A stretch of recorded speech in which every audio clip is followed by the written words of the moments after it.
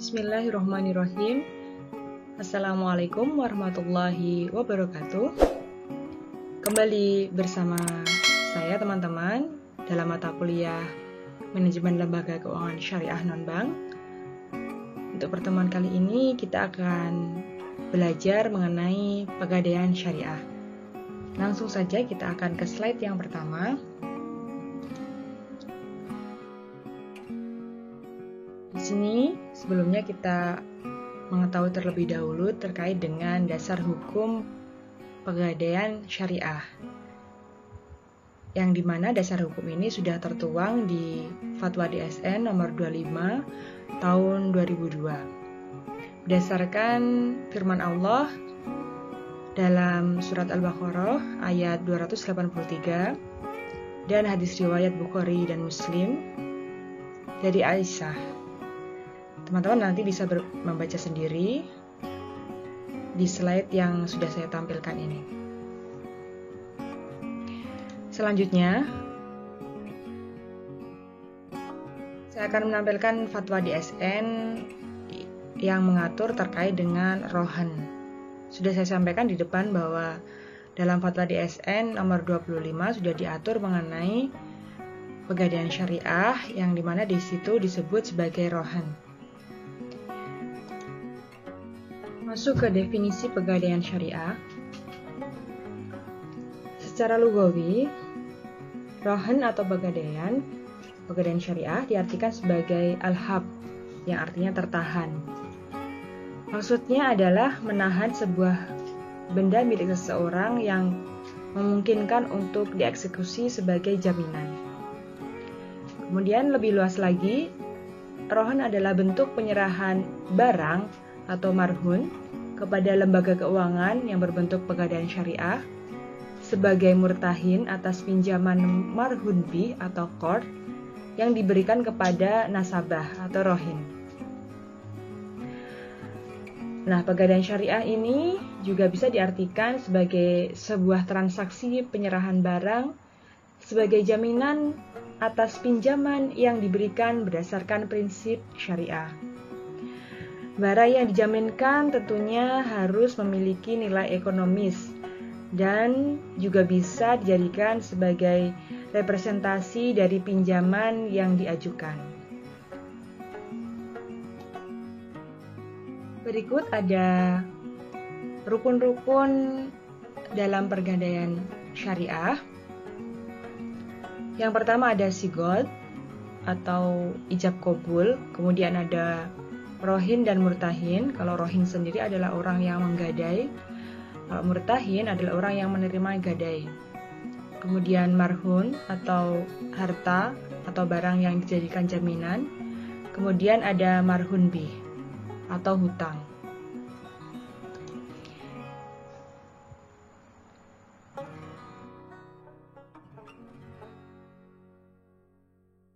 Dalam fatwa DSN nomor 25 tahun 2002, rohin diperbolehkan dengan ketentuan sebagai berikut.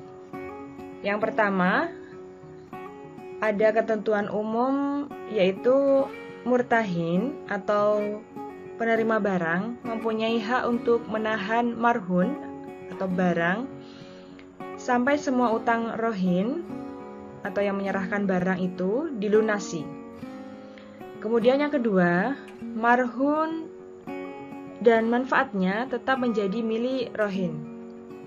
Pada prinsipnya, marhun tidak boleh dimanfaatkan oleh murtahin kecuali seizin rohin. Dengan tidak mengurangi nilai marhun dan pemanfaatannya itu, akhirnya yang diperlukan hanya sekedar mengganti biaya pemeliharaan dan perawatannya. Kemudian yang ketiga, pemeliharaan dan penyimpanan marhun pada dasarnya menjadi kewajiban rohin, namun dapat dilakukan juga oleh murtahin. Sedangkan biaya dan pemeliharaan penyimpanannya tetap menjadi kewajiban rohin. Kemudian yang keempat, besar biaya pemeliharaan dan penyimpanan marhun tidak boleh ditentukan berdasarkan jumlah pinjaman. Kemudian yang kelima, ada ketentuan-ketentuan terkait dengan penjualan marhun, yaitu apabila jatuh tempo, murtahin harus memperingatkan rohin untuk segera melunasi utangnya. Itu yang pertama.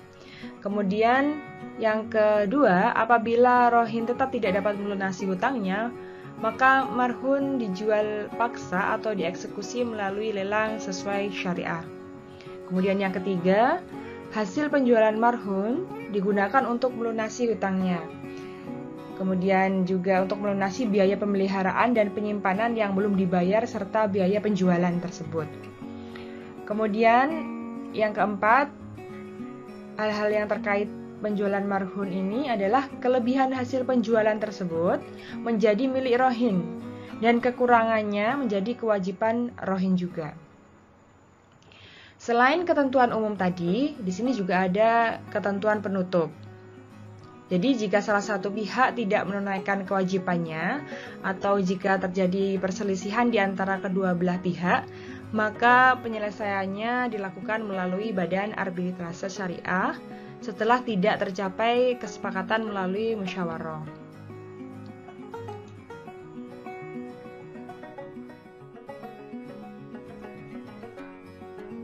Selanjutnya kita akan masuk ke praktek pegadaian syariah yang ada di Indonesia. Namun sebelumnya mungkin saya akan menjelaskan terkait dengan tujuan dari gadai syariah ini. Tentunya tujuan dari gadai syariah ini adalah untuk saling tolong-menolong di antara pihak yang membutuhkan. Barang yang dijaminkan berupa rumah atau properti atau kendaraan atau mungkin juga emas atau perhiasan berharga lainnya. Yang barang tersebut tentunya memenuhi beberapa prinsip yang sah sesuai dengan syariah. Dan tentunya harus menjadi milik yang sah atau milik penuh dari nasabah atau keluarga nasabah, yang tentunya juga harus jelas ukurannya, sifatnya, jumlah, nilainya, nilai barang jaminan, kemudian nilai barang jaminan tersebut juga harus sesuai dengan nilai real pasar, serta barangnya juga harus bisa dikuasai secara hukum positif. Nah, rahen ini tidak hanya digunakan secara sendiri dalam pegadaian. Prinsip rohan juga dipakai bank syariah sebagai salah satu produk variasi produk mereka. Nah, untuk akad sendiri, biasanya pegadaian dan bank syariah mengkombinasikan akad rohan dengan akad yang lain untuk membuat semacam diversifikasi produk gitu ya, dan memudahkan masyarakat dan dibuat memang sesuai dengan kebutuhan masyarakat. Nah, di sini sudah saya tampilkan beberapa akad yang biasa dipakai sebagai alternatif untuk pembentukan laba dalam gadai. Yang pertama ada akad qard. Akad qard adalah akad pinjaman yang tidak memberatkan bagi peminjam atau biasanya disebut dengan pinjaman lunak, disertai dengan penyerahan tugas agar pegadaian menjaga barang jaminan tersebut selama masa pinjaman yang memberikan hak pegadaian untuk menerima upah. Biasanya rohin menggunakan akad ini untuk pembiayaan yang konsumtif. Dan barang jaminannya atau murtahin diserahkan pada marhun dengan biaya upah atau fee atas jasa marhun dalam menjaga dan merawat barang tersebut. Jaminan yang biasa diajukan adalah perhiasan seperti emas, berlian, dan lain-lain. Ya. Kita akan lihat alurnya berdasarkan gambar ini. Gambar yang pertama, nasabah pergi ke pegadaian untuk mengajukan pinjaman atau qard dengan membawa jaminan berupa kendaraan bermotor sebagai jaminannya ya, atau barang elektronik. Kemudian di situ Pegadaian mempertimbangkan atau menaksir jumlah pinjaman yang bisa diberikan kepada nasabah kurang lebih selama 15 menit sesuai dengan jaminan yang diajukan. Kemudian setelah itu antara nasabah dan pegadaian mengadakan kontrak perjanjian lalu memberikan pinjaman kepada nasabah secara tunai selama jangka waktu maksimal 4 bulan. Kemudian yang nomor 3, nasabah membayar pinjaman tersebut sampai lunas kapan saja sekaligus biaya perawatan dan pemeliharaan jaminan atau ujroh dengan metode pembayaran sesuai dengan kesepakatan. Yang nomor 4, pegadaian mengembalikan jaminan tersebut ketika pinjaman telah semuanya dikembalikan. Dan yang nomor 5, jika sampai batas waktu perjanjian nasabah belum melunasi pinjaman, maka pegadaian akan menjual jaminan tersebut untuk melunasi pinjaman nasabah.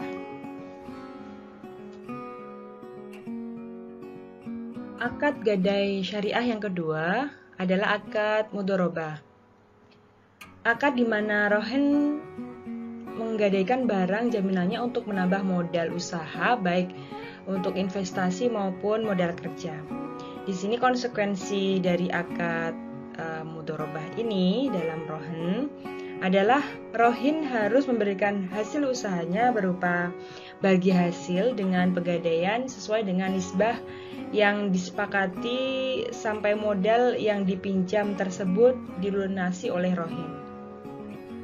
Barang yang dijaminkan adalah misalnya BPKB, kendaraan atau emas. Kendaraan tetap menjadi pemiliknya sehingga dapat digunakan sebagai transportasi usahanya sehari-hari. Di sini sudah ada gambar mengenai alur dari gadai syariah menggunakan akad mudharabah. Yang pertama, di sini nasabah pergi ke pegadaian untuk mengajukan suatu pinjaman modal kerja dengan membawa jaminan berupa dokumen kepemilikan kendaraan bermotor atau mungkin perhiasan. Kemudian yang nomor 2 itu di sini pegadaian seperti biasa mempertimbangkan dan menaksir jumlah pinjaman yang bisa diberikan kepada nasabah sesuai dengan jaminan yang diajukan selama 3 hari. Kemudian mengadakan kontrak perjanjian terkait bagi hasil, waktu pinjaman, serta jumlah angsuran per bulannya. Setelah itu baru memberikan pinjaman kepada nasabah. Dan yang nomor 3, di sini nasabah membayar angsuran pinjaman bagi hasil sekaligus biaya perawatan dan pemeliharaan jaminan dengan mengangsur setiap bulannya. Dan yang nomor 4, pegadaian mengembalikan jaminan tersebut ketika pinjaman telah semuanya dikembalikan. Baru yang nomor 5, jika sampai batas waktu yang telah ditentukan sesuai dengan perjanjian nasabah belum dapat melunasi pinjaman tersebut, maka pegadaian akan menjual jaminan tersebut untuk melunasi pinjaman nasabah. Akad gadai syariah yang selanjutnya adalah akad bai al-muqayyadah, yaitu akad di mana rohin menginginkan sebuah barang untuk modal kerja dan rohin menjaminkan sebuah barang agar pegadaian membelikan barang yang dia butuhkan. Kemudian rohin ini akan memberikan markup kepada pegadaian sesuai dengan kesepakatan sampai jangka waktu yang ditentukan dalam bentuk pembayaran cicilan setiap bulannya. Biasanya barang yang dibutuhkan rohin ini berupa kendaraan bermotor ya, baik ya mobil maupun motor. Tuh. Nah, di sini sudah saya berikan gambaran terkait dengan gadai syariah menggunakan akad bai al-muqayyadah ini. Di situ yang nomor 1 sama seperti pegadaian dengan akad-akad yang sebelumnya, bahwa nasabah itu pergi ke pegadaian untuk mengajukan pembiayaan modal kerja berupa kendaraan atau aset untuk operasionalisasi modal untuk operasional usahanya. Kemudian di sini juga nasabah diwajibkan membawa uang muka yang disepakati minimal 20% dan membawa jaminan. Kemudian yang kedua, di sini Pegadaian mempertimbangkan dan melihat kemampuan nasabah dalam melakukan pembayaran. Setelah dinyatakan lolos, kedua belah pihak mengadakan kontrak perjanjian terkait waktu pinjaman, biasanya 12-60 bulan. Dan spesifikasi kendaraan yang diinginkan serta jumlah angsuran per bulannya. Kemudian Pegadaian akan membelikan kendaraan yang diinginkan oleh nasabah ini. Kemudian yang ketiga, Pegadaian akan menyerahkan barang tersebut kepada nasabah. Nah, baru yang keempat, nasabah akan membayarkan angsuran pembelian yang telah disepakati tiap bulannya. Yang kelima, ini mengembalikan jaminan tersebut. Pegadaian mengembalikan jaminan tersebut ketika pinjaman telah dilunasi.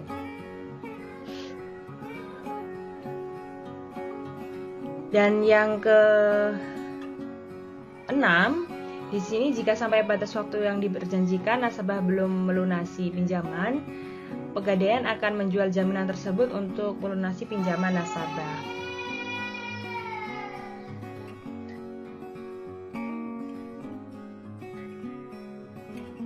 Selain produk-produk Pegadaian Syariah dengan akad-akad yang sudah disebutkan di awal tadi, Pegadaian juga menawarkan produk gadai emas sebagai investasi yang menggiurkan selain fungsi awalnya untuk mendapatkan dana cepat.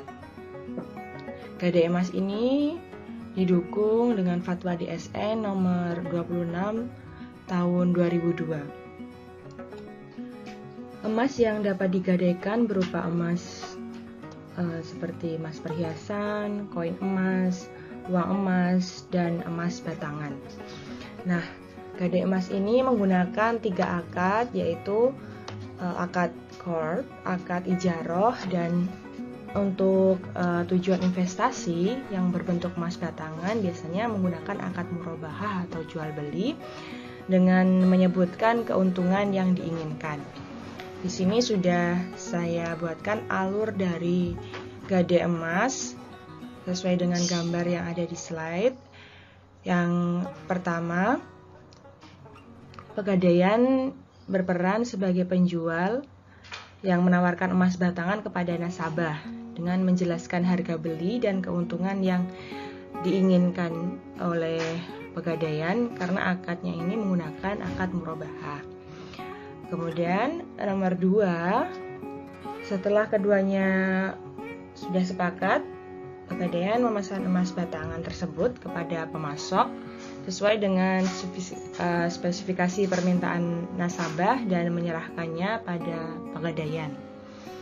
Kemudian baru yang ketiga, nasabah membayar uang muka sesuai dengan kesepakatan tersebut, kemudian juga membayar biaya administrasi, biaya distribusi, serta mungkin denda ketika ada keterlambatan angsuran. Selain itu, nasabah juga diharuskan menyerahkan jaminan.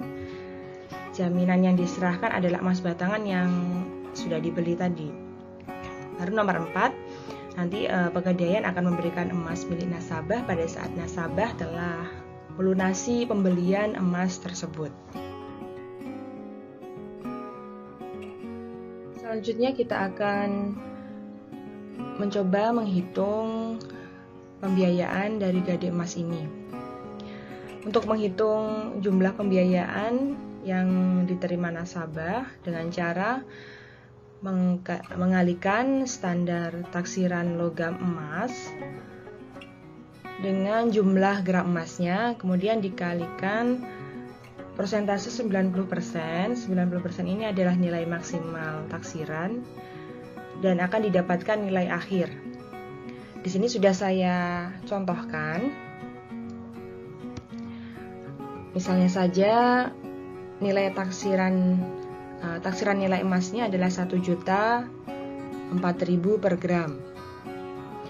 Kemudian ingin mengambil pembiayaan emas sebesar 100 gram. Maksimal plafonnya tadi 90% dari taksiran.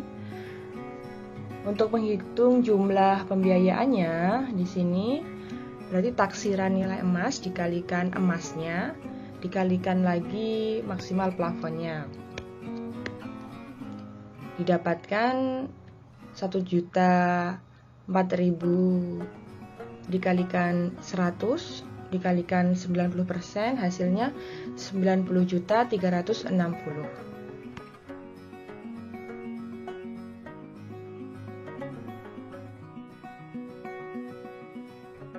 Kalau tadi kita sudah menghitung besaran pembiayaan dari soal yang tadi, kita akan mencoba menghitung besarnya ujroh yang dibayarkan oleh nasabah. Misalnya saja nasabah mengambil pembiayaan selama 120 hari. Jadi di sini kita rinci jangka waktu pembiayaannya misalnya 120 hari. Kemudian term pembiayaan biaya sewa per 10 hari. Jadi jumlah termnya berarti 120 per 10 hari sama dengan 12. Kemudian emasnya tadi yang diambil adalah yang 100 gram. Biaya per 10 harinya misalnya saja 3.000. Ya, jumlah biaya sewanya berarti 3 kali 4 kali 5, maksudnya 12 dikalikan dengan 100 dikalikan lagi 3.000. Hasilnya adalah 3.600.000.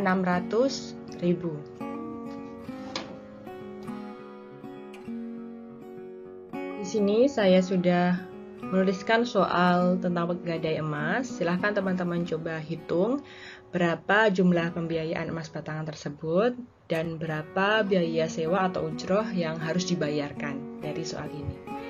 Silahkan dicoba teman-teman.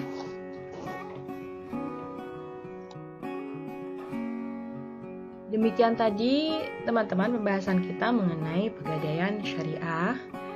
Jika masih ada hal-hal yang perlu ditanyakan, teman-teman bisa bertanya di kolom komen ataupun nanti kita bisa diskusikan di grup WhatsApp kita bagi mahasiswa saya. Terima kasih teman-teman, tetap semangat belajar. Thanks for learning. Thanks for watching. Billahi taufiq wal hidayah. Wassalamualaikum warahmatullahi wabarakatuh.